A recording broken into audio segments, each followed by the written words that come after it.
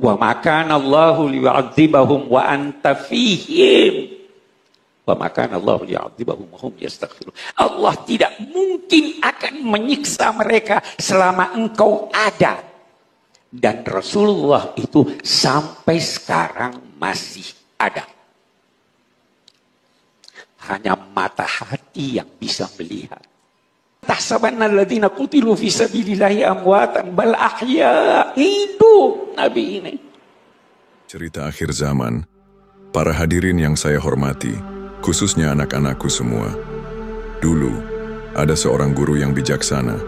Rambutnya memutih, sorot matanya teduh, dan setiap kali ia berbicara, kata-katanya mengalir seperti air sungai yang jernih.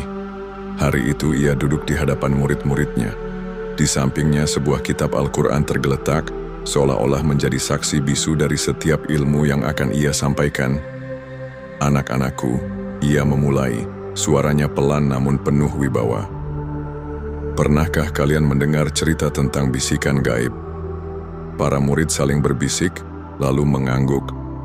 Bagus, hari ini Bapak akan bercerita tentang Rasul gaib dan sebuah kebohongan besar yang menyelimuti pemahaman kita. Dengan tujuan agar umat tetap dalam kebutaan tanpa tuntunan dari orang yang mengetahui jalan yang lurus. Sang guru lalu mulai bercerita.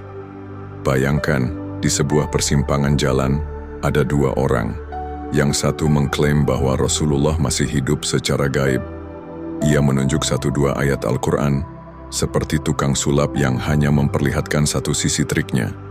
Ia berdalil dengan ayat yang mengatakan, "Janganlah kamu mengatakan terhadap orang-orang yang gugur di jalan Allah bahwa mereka mati." Dan ayat lain yang menyebut, Allah tidak akan mengazab mereka selama engkau berada di antara mereka. Ia lalu berkoar, "Lihat, Rasulullah masih hidup, tapi secara gaib. Hanya mata hati yang bisa melihatnya." Tapi di sisi lain, ada orang yang memegang peta lengkap, yaitu Al-Quran secara utuh. Ia dengan tenang membuka Al-Quran, dan di sana terlihat gambaran yang jauh berbeda. Orang pertama tadi seperti orang yang hanya melihat bayangan di dinding, padahal aslinya di belakangnya ada patung yang utuh. Kemudian tentang si tukang pembuat masjid. Sang guru melanjutkan, "Ingatlah kisah para munafik yang membangun masjid. Masjid itu indah di luar. Kubahnya berkilauan, lantainya bersih. Tapi di dalamnya, yang ada hanya niat busuk. Mereka membangunnya bukan untuk beribadah, melainkan untuk menunggu para penceramah yang menimbulkan kemudaratan, kekafiran, dan memecah belah umat. Mereka berpura-pura baik. Kami tidak menghendaki selain kebaikan," kata mereka. Tapi Allah berfirman, padahal Allah menjadi saksi bahwa mereka itu benar-benar pendusta. Anak-anakku, sang guru menekankan, begitulah pola musuh Allah. Mereka hadir dengan bungkus yang manis, seolah-olah membawa kebaikan, padahal tujuannya adalah menyesatkan. Mereka menciptakan ilusi Rasul gaib ini agar manusia tidak lagi mencari atau menerima Rasul yang nyata yang datang membacakan ayat-ayat Allah. Tujuannya jelas, menutup jalan umat agar tidak lagi menerima utusan yang benar-benar membawa wahyu dari Allah. Tahukah kamu warisan sikap iblis? Mari kita mundur sedikit ke awal penciptaan, lanjut sang guru. Allah memerintahkan para malaikat dan iblis untuk sujud kepada Adam, manusia yang diciptakan dari tanah liat. Adam adalah makhluk nyata, bisa dilihat, disentuh, dan diajak bicara. Tapi apa yang terjadi? Iblis menolak. Ia sombong.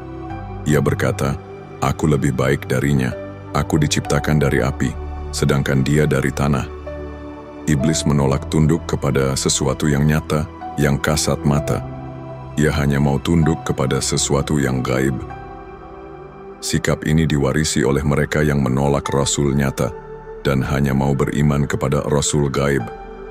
Ini bukan iman, anak-anakku. Ini adalah warisan kesombongan iblis.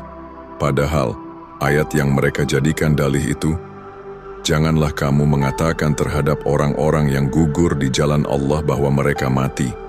Itu bukan hanya tentang Nabi Muhammad, Itu tentang semua orang yang gugur di jalan Allah, termasuk para nabi, rasul, dan pendakwah yang dibunuh. Ayat itu adalah peringatan. Jangan kalian kira setelah para nabi dibunuh dengan perkataan mereka, tidak ada lagi nabi dan rasul sesudahnya, Allah berhenti mengutus rasulnya. Tidak, Allah akan tetap mengutus rasulnya. Inilah bantahan untuk orang kafir seperti umat-umat